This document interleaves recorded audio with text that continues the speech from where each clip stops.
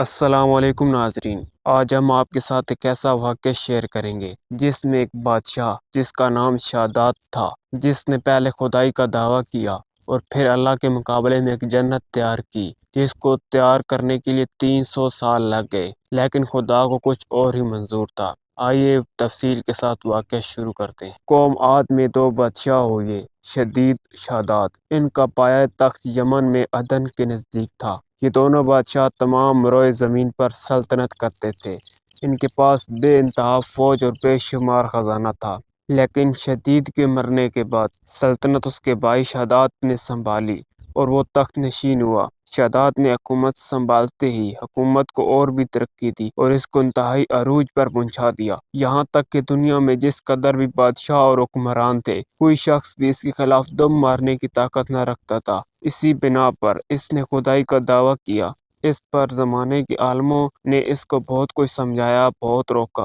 علماء کہتے تھے کہ تو اللہ کا خوف کر، اس کی عبادت کر۔ اس کمبخت نے جواب دیا کہ جو دولت اور ثروت تو حکومت اور عزت مجھ کو اب حاصل ہے، اللہ کی عبادت کرنے میں اس سے زیادہ اور کیا چیز ملے گی؟ اور جو شخص کسی کی غلامی کرتا ہے، اس کی 2 وجوہات ہوتی ہیں، یا تو عہدے کی ترقی کے واسطے یا دولت حاصل کرنے کے واسطے۔ اور تم لوگوں کو معلوم ہے کہ آج جو میرا عہدہ ہے، دنیا میں اس سے بڑھ کر کوئی عہدہ نہیں، اور جتنی میرے پاس دولت ہے، اس سے زیادہ کسی شخص کے پاس کوئی دولت نہیں۔ ان حالات میں مجھے کیا ضرورت ہے کہ میں کسی کی اطاعت، غلامی اور چاکری کروں؟ علماء نے جواب دیا کہ یہ سلطنت، دولت اور حکومت سب فانی ہے، سب پر زوال آئے گا، کوئی چیز تیرے پاس نہ رہے گی۔ اگر تو اللہ تعالیٰ کی عبادت کرے گا تو اس کے بدلے میں ہمیشہ رہنے والی ایسی جنت انعام پائے گا جو تمام دنیا کی حکومت اور ان خزانوں سے بہتر ہے۔ شاداد: اس جنت میں کیا چیزیں ہوں گی؟ علماء نے اس کی تعریفیں اور کی خوبیاں جو انبیاء کرام علیہ السلام سے سنی تھی، وہ سب اس کے سامنے بیان کر دی کہ اس کے درخت ایسے ہوں گے، اس کی نہریں ایسی ہوں گی، اس کی تعمیر، اس کے لباس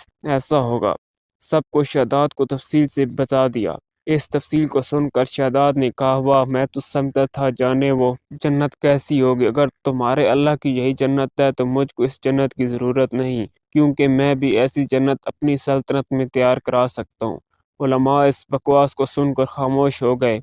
اور سمجھ گئے یہ نہیں مانے گا، پھر مزید اس سے کوئی بات کہنی فضول اور بیکار ہے۔ چنانچہ علماء اپنے گھر چلے آئے اور شاداد نے اللہ سے مقابلے کی اسکیم شروع کی۔ شاداد نے اپنے معتبر سرداروں میں سے اس کام کے لیے 100 آدمیوں کو منتخب کیا اور ہر ایک کے ماتحتی میں 1,000 آدمی دیا۔ گویا کہ جنت کی تیاری کے لیے ایک جدید محکمہ بنایا جس کے ملازمان کی تعداد 1,00,000 سے زیادہ تھی۔ کسی افسر کے ذمہ سپلائی کا کام مقرر کیا، کسی کے ذمہ انجینئرنگ اور نقشوں کی تیاری وغیرہ، کسی کے ذمہ حساب و کتاب لگا دیے گئے، اور دنیا کے ہر ملک اور صوبے میں شاہی طور سے احکام روانہ کیے جس قدر بھی سونا چاندی دستیاب ہو سکے، اس کو گنگا جمنی اینٹیں بنوا کر ہمارے پایہ تخت کو روانہ کر دی جائیں، اور جس قدر بھی سونا چاندی جواہرات خزانوں میں موجود ہوں، ان کو نکلوا لیا جائے اور حکم پہنچتے ہی تمام کا تمام روانہ کر دیا جائے۔ محکمہ تعمیر کو حکم دیا کہ عدن پہاڑ کے نزدیک 40 کوس مربع رقبہ لیا جائے، اس مقام پر جنت کی داغ بیل ڈالی جائے اور اس کو سنگ سلیمانی سے بھر دیا جائے۔ جب بنیادیں بھر چکی اور زمین کے برابر ہو جائیں، تب ان بنیادوں پر اس طرح چنائی شروع کی جائے کہ 1 اینٹ چاندی کی اور 1 اینٹ سونے کی رکھی جائے۔ چنانچہ اس کی منشا کے مطابق تعمیر کا کام شروع ہوا۔ بنیادیں بھر گئیں، دیواروں میں سونے چاندی کی اینٹیں لگائی گئیں، دیوار کی بلندیاں اس زمانے کے گزوں سے 500 گز کی رکھی گئی، اور دیواریں اس قدر خوبصورت اور چمکدار تھیں کہ جب سورج نکلتا تھا تو اس کی چمک سے دیواروں پر نظر نہیں ٹھہرتی تھی۔ پھر اس 4 دیواری میں 1000 محل تیار کرائے گئے، ہر محل میں 1000 ستون رکھے گئے، ہر ستون میں جواہرات سے مینہ کاری کرائی گئی، اور اس احاطے کے نہر میں ایک نہر بنوائی، اور ہر ایک محل میں ایک حوض اور چوبچے تیار کرائے گئے، اور اس نہر سے ہر محل کے نیچے ایک نہر جاری کرائی تاکہ ہر مکان میں ہمیشہ فوارے ابلتے رہیں، حوض اور چوبچے ہر وقت پانی سے بھرے رہیں، اور ان نہروں کا درمیانی حصہ یاقوت اور زمرد، مرجان اور نیلم سے بھر دیا گیا، اور ان نہروں کے کناروں پر مصنوعی درخت لگائے گئے جن کی جڑیں سونے کی اور شاخیں اور پتے زمرد کے، اور پھول و پھل سچے موتی اور سرخ یاقوت اور دوسرے قسم کے جواہرات کے بنا کر لٹکائے گئے۔ دکانوں اور دیواروں کو مشک و زعفران، عنبر اور گلاب کے ساتھ مخلوط کر کے سچی کاری کرائی گئی۔ اور سونے کے پانی کے ساتھ اس کی میناکاری کرائی گئی اور خوبصورت اور خوش آواز جانور اس جنت میں چھوڑے گئے اور جنت کے چاروں طرف ہزار سونے اور چاندی کے چبوترے بنوائے تاکہ چوکی دار ان پر بیٹھ کر اپنی باری باری سے چوکی داری کیا کریں۔ اور جب اس جنت کی تعمیر ہو چکی تو حکم دیا گیا کہ تمام جنت میں قالین اور ریشمی فرش بچھائے جائیں اور سونے چاندی کے پیالے اور رکابیوں وغیرہ سب مکانات میں ترتیب سے چون دیے جائیں، اور کسی نہر میں میٹھا پانی اور کسی میں شراب اور کسی میں دودھ اور کسی میں شہد جاری کروا دیے جائے، اور ہر پیشے والے کو حکم دیا گیا کہ اپنے اپنے پیشے میں ہر شخص مشغول رہے اور جو چاہے کرے، اور حکم بھیجا گیا کہ ہر جگہ سے ہر موسم میں اعلیٰ قسم کے پھل اور قسم قسم کے عمدہ غذائیں یہاں پر روانہ کی جائیں۔ عرض کے 1 لاکھ سے زائد آدمیوں نے 300 سال میں اس شان و شوکت کے ساتھ یہ جنت تیار کی۔ اس کی تیاری کے بعد اپنے تمام اراکین سلطنت وزاری اور امراء رئیسوں کو حکم دیا کہ سب لوگ نہایت زیب و زینت اور شان و شوکت کے ساتھ میری جنت میں جا کر رہیں، اور خود بھی اپنی جنت میں ٹھہرنے کی غرض سے اپنی فوج اور سپاہ کو اپنے ساتھ لے کر انتہائی غرور اور تکبر کے ساتھ اپنے اصلی دارالخلافت سے کوچ کیا، اور اپنے روگ ساتھ ان عالموں کو بھی لیا جو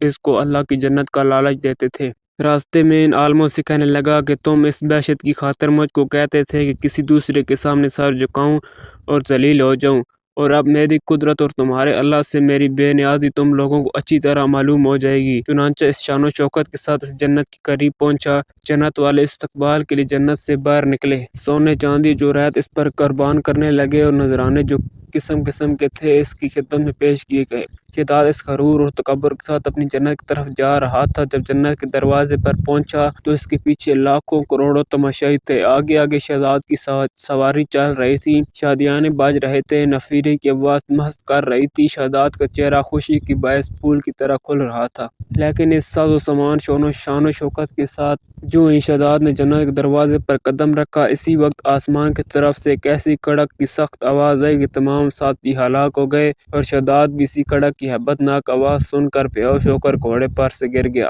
اور 900 سال کی عمر میں لاکھوں حسرتوں کے ساتھ ہلاک ہو گیا، اور اپنی بنائی ہوئی جنت کو دیکھنے کی کروڑوں تمنائیں دل ہی میں رہ گئیں، اور اس کی لاکھوں تمنائیں اور کروڑوں حسرتوں کو خاک میں ملا دیا گیا۔ یہاں تک کہ عزرائیل علیہ السلام بھی حکم الہی سے اس کی جان قبض کر رہے تھے، لیکن دل میں رغبت اور آنکھوں میں آنسو جاری تھے۔ چنانچہ ایک مرتبہ حضرت عزرائیل علیہ السلام نے اللہ تعالیٰ سے عرض کیا کہ مجھے کسی کی جان نکالتے ہوئے کبھی رحم نہ آیا، البتہ 2 شخصوں کی جان نکالتے ہوئے بڑا ہی رحم آیا۔ اگر آپ کا حکم نہ آتا تو میں ہرگز ان کی جان نہ نکالتا۔ ایک تو اس بچہ جس کی ماں کشتی کے تختے پر رہ گئی تھی، اور وہ نوزائیدہ بچہ اپنی ماں کے ساتھ اس تختے پر رہ گیا، اور تیرا حکم ہوا کہ اس کی ماں کی جان قبض کر لے۔ اس وقت مجھ کو ترس آیا کہ اس بچے کی خبرگیری کون کرے گا۔ دوسرا ایک وہ بادشاہ جس نے بڑی بڑی آرزوؤں کے ساتھ ایک بے مثال جنت تیار کرائی، اور جب وہ تیار ہو گئی اور اس کو دیکھنے کے واسطے وہ آیا، جس وقت اس نے اپنا قدم دروازے پر رکھا تو حکم ہوا کہ جا